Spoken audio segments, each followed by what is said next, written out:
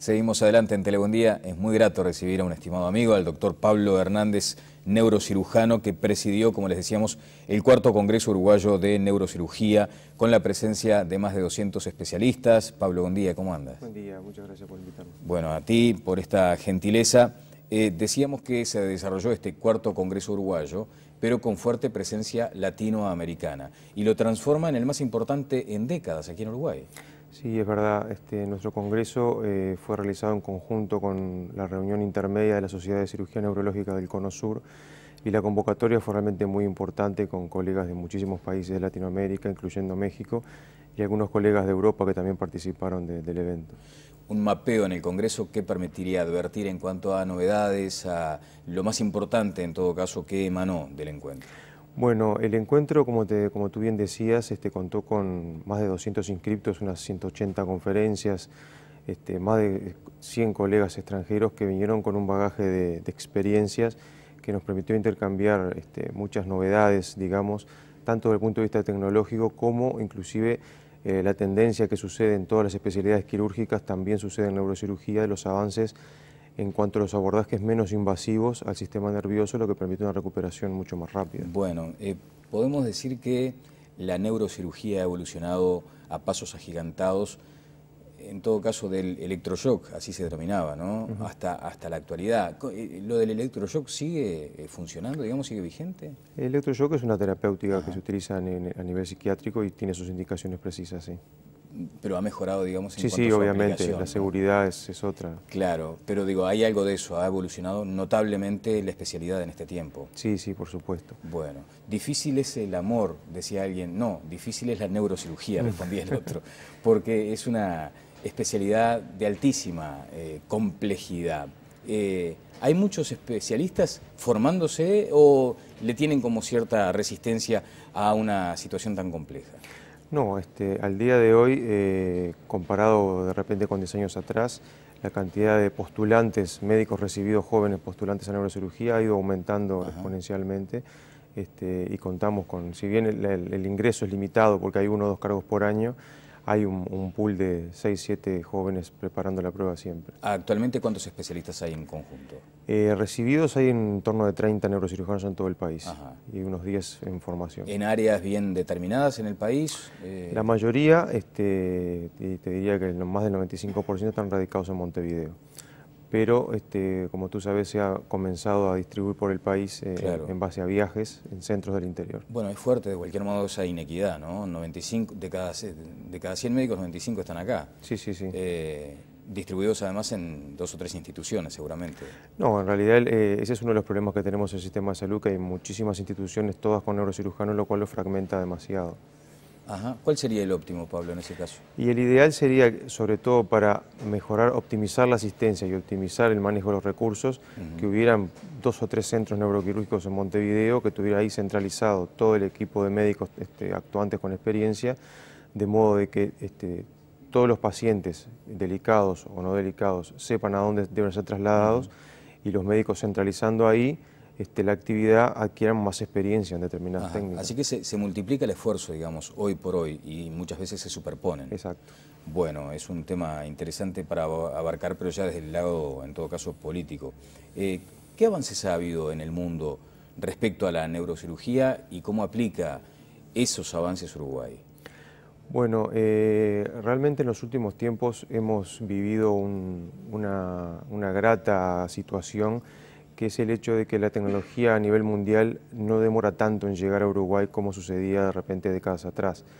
Hoy día contamos, y sobre todo en hospitales públicos, que era otro de los relegados, con tecnología importante en cuanto a diagnóstico y en cuanto a posibilidad de mejorar el tratamiento, lo cual ha llevado a que la seguridad y la eficacia de los procedimientos sea cada vez mejor. ¿Aquella brecha económica a veces casi insalvable se ha acotado, digamos? Sí.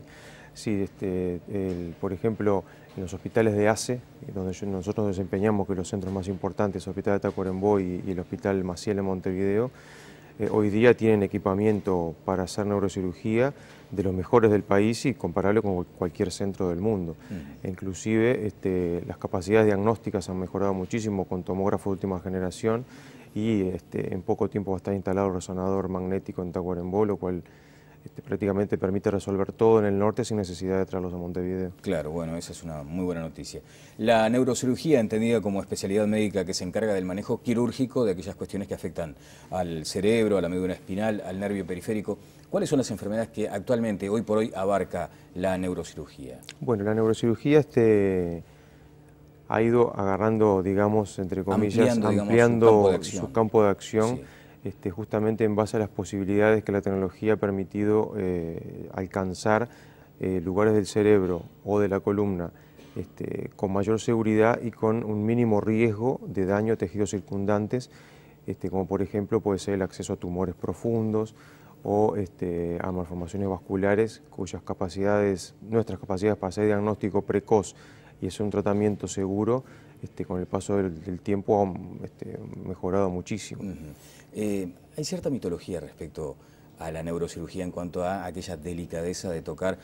Nosotros participamos hace bastante tiempo ya en la intervención de una estereotaxia realizada en Tacuarembó, una intervención de un paciente que padecía arrebatos de ira, y aquello fue para nosotros inolvidable desde el punto de vista de remover una cantidad de cuestiones vinculadas a un médico, a un equipo médico, metiéndose en el cerebro de una persona. O sea, es indescriptible la sensación. Ahora, siempre está ese riesgo de que 1 milímetro puede llegar a ser la diferencia entre sanar o no, entre la vida y la muerte. ¿Cómo asumen ustedes ese desafío permanente, también del lado del paciente, ¿no? Que cuando le dicen, bueno, tenemos que aplicar una neurocirugía, seguramente se pone muy nervioso? Ya cualquier paciente, solo por el hecho de decir que hay que operarlo, genera temor, y si uno dice hay que operarlo del cerebro, se multiplica por 10. Nosotros tenemos claro que si bien el objetivo es el primum non nocere que se dice, primero no dañar al paciente, en el cerebro es milimétrico el tema de las posibilidades de que se pueda hacer una cura o se pueda hacer un daño. Entonces la tecnología en base a eso es lo que ha permitido, tenemos una molestia. Una invitada que está frecuentemente acá, que es esa mosquita absolutamente insoportable. Pero decíamos, ¿hay un protocolo, por ejemplo, que se sigue a la hora de comunicar al paciente la necesidad de que se opere y que tenga sus garantías? Me imagino que ha mejorado eso. Tenemos que necesariamente informar al paciente sobre el diagnóstico, sobre el tratamiento que se le va a hacer y obviamente cuáles son los riesgos, porque de repente tenemos una lesión cercana a un área funcionalmente importante del cerebro y tal vez la cirugía tenga riesgo de generar secuelas o empeorar la lesión que tiene. Entonces justamente el paciente debe saber el riesgo que corre y también debe saber qué disponibilidades tecnológicas tenemos para intentar evitar ese tipo de lesiones, como puede ser, por ejemplo, topografiar las zonas funcionales del cerebro con mapeo neurofisiológico intraoperatorio que nos dice, bueno, acá está el área que controla el movimiento, aquí no podemos tocar. Claro, se ha acrecentado la seguridad sin duda, se han acotado los riesgos. De cualquier manera siempre es extremadamente delicada la intervención. Hay algunas patologías como la que tiene que ver con la columna. El otro día leía un informe, es invalidante a la hora de trabajar. O sea, una de las causas más frecuentes por las que la persona deja de trabajar es por afecciones de columna. Y se está interviniendo aquí en Uruguay bastante. Sí. Si bien la cirugía de columna se viene realizando hace décadas acá en Uruguay, también hemos asistido a la posibilidad de acceso a tecnologías y a equipamiento médico que nos permite realizar cada vez más cantidad de cirugías que originalmente la mayor parte de los procedimientos de estabilización eran realizados por traumatólogos, hoy día también equipos neuroquirúrgicos lo están realizando, y la posibilidad de acceder a patologías y no afectar funcionalmente la columna, de modo que el paciente en lo posible, el objetivo es que se cure de su enfermedad o que mejore y logre retomar su actividad. Pablo, ¿hay un porcentaje de éxito en este tipo de intervenciones? En general, el éxito de la intervención está directamente ligado a la buena indicación de una operación. A ver, ¿cómo es eso? Si un paciente tiene una enfermedad, uno tiene que decir, bueno, esto se puede operar y esto no se puede operar. Si uno opera a un paciente que en realidad no tiene una indicación precisa, la posibilidad de fracaso es muy alta, con lo cual se pierde confianza en la técnica. Claro. Entonces, el paso fundamental es una buena selección del candidato a una operación. Y una vez que uno decide hay que operarlo, el siguiente paso es elegir la mejor técnica, que es la que afecte lo menos posible la biomecánica de la columna, de modo que ese paciente sí pueda después reiniciar sus actividades como lo estaba haciendo antes. Bien, volviendo a la pregunta original. ¿En alguna medida se puede manejar un porcentaje sobre ese éxito, más allá entonces de la dificultad a veces que plantea el diagnóstico? Es difícil, sobre todo porque la mayor parte de los pacientes operados de la columna son pacientes operados por dolor. El dolor generado por la enfermedad degenerativa de la columna, que es simplemente el envejecimiento, entre comillas, que sufre la columna por soportar el peso del cuerpo. El manejo del dolor por enfermedad de columna es un desafío importante para el sistema de salud de todos los tiempos. Decirte un porcentaje de éxito, claro, no es muy fácil de Está decir. bien. Bueno, han aparecido, han asomado en el mundo algunas cuestiones como esto del 3D, ¿no? De la tercera dimensión. Aplicado también a la neurocirugía.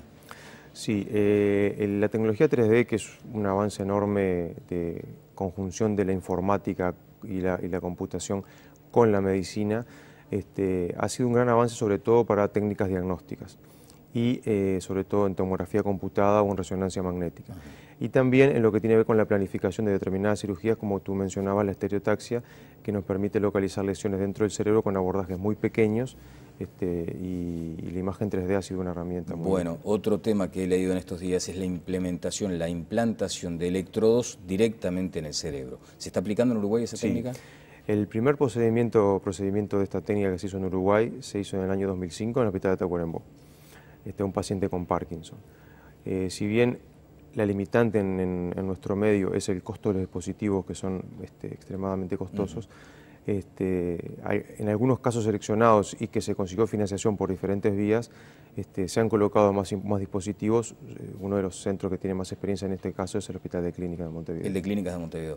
¿Y cuál ha sido la evolución de ese paciente, de 2005 a la fecha? Ese paciente ha tenido una muy buena evolución. Es un señor que, a modo de ejemplo, un técnico... No sostenía un vaso de agua, con agua, o sea, era imposible. Pudo volver a manejar su vehículo, pudo volver a reparar algunos pequeños electrodomésticos, que era su trabajo, lo cual obviamente mejoró notoriamente. O sea, de no sostener un vaso con agua a poder manejar un destornillador. Bueno, impresionante.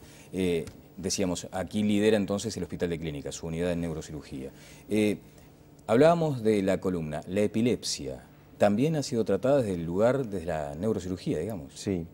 La cirugía de la epilepsia es una cirugía que tiene, al igual que la de Parkinson, varias décadas de historia.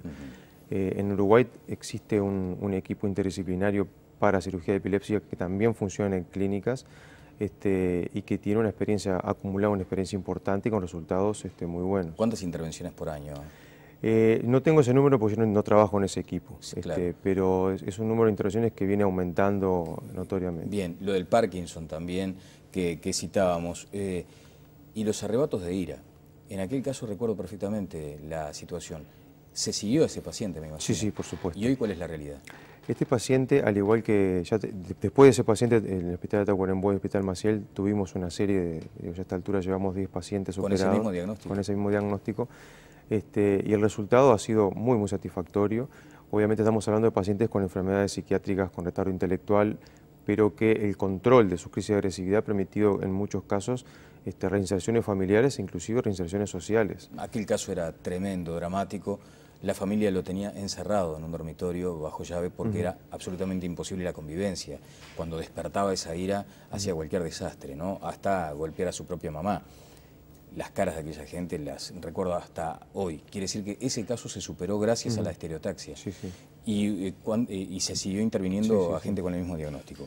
Me preguntan, la castración quirúrgica, porque muchas veces uno se plantea esa situación de violentos sexuales y se había mencionado como una opción aquello de la castración quirúrgica. ¿Se analiza, se considera ese extremo? Estrictamente no. Obviamente la indicación de estos casos de una potencial cirugía no la hacemos nosotros, la hace el equipo de psiquiatra que lo está viendo. No es una indicación específica a eso. Si está en el contexto de una agresividad secundaria a una enfermedad psiquiátrica, podría considerarse. ¿No han tenido ustedes que abordar un caso de esas características? No. Bueno, y después venimos a casos lamentablemente famosos, ¿no? El de Cerati. ¿Hay como una explicación desde la ciencia a esta situación? El tema del infarto cerebral, hoy día y aquí en Uruguay están empezando a funcionar unidades con esas características. Lo que se pretende, en primer lugar, es la prevención, que al igual que el infarto del miocardio, el infarto cerebral es una complicación de la enfermedad aterosclerótica que es muy prevalente en nuestro medio. si sucede el infarto cerebral, el foco se basa en el diagnóstico precoz. Porque si se hace un diagnóstico precoz, de repente en las primeras 6 horas se puede hacer un tratamiento para intentar destapar esa arteria y que la parte del cerebro que no recibía sangre no muera. Si eventualmente el infarto sucede y el infarto es muy grande y genera presión sobre zonas del cerebro que están sanas, ahí requiere una intervención quirúrgica para intentar rescatar las zonas sanas. Lo que ya infartó no tiene solución. Bueno, que es el caso que estábamos mencionando. ¿Y el de Schumacher, por ejemplo? Bueno, el de Schumacher, según tengo entendido, ahí hubo alguna evolución, alguna ¿no? Pequeña... Ligera. Sí. Los hematomas intracraneanos traumáticos dependen mucho del tipo de lesión que tenga, de la localización de la lesión. Y ya cuando pasa tanto tiempo, Pablo, ¿hay de cualquier modo esperanzas de una recuperación plena o ya es casi prácticamente imposible? Y eso depende mucho del tipo de lesión. O sea, porque si hay una lesión constituida sobre el cerebro, es poco probable que haya una recuperación. Si es una cuestión de inflamación, edema cerebral o cosas que se pueden recuperar funcionalmente, hemos visto muchísimos casos que con el paso de los meses mejoran. Bueno, ¿se han acrecentado los tumores a nivel cerebral en Uruguay? No se ha aumentado el número, pero sí la posibilidad de hacer diagnóstico, que eso en definitiva termina aumentando las estadísticas. Claro. Una de las cosas que nos pasó como experiencia en Tacuarembó es que justamente el hecho de haber un centro ahí aumentó la consulta con el neurocirujano, el acceso a la tomografía y el aumento de diagnósticos de pacientes que de repente nunca se iba a saber qué era lo que le pasaba. ¿Y el nivel allí de recuperación del paciente? Depende mucho del tipo de tumor y la localización. Ajá. ¿Tomado a tiempo, digamos? ¿Sigue esa lógica? En general, si el tumor es benigno y se localiza a tiempo, depende obviamente en qué parte del cerebro esté, la evolución puede ser favorable. Si el tumor es maligno, es como en todos los cánceres, suele diagnosticarse en general cuando ya está demasiado avanzado. Y allí las posibilidades de éxito son escasas. Muchas gracias, Pablo, por estos minutos y a seguir trabajando. Bueno, seguiremos con mucha atención la evolución de esta especialidad, además que uno siempre supone que hay que ser valiente para encarar a diario esa actividad. Muchas gracias. Bueno, gracias a ti. Pablo Hernández estuvo con nosotros, neurocirujano. Pausa y seguimos adelante en Tele Buen Día.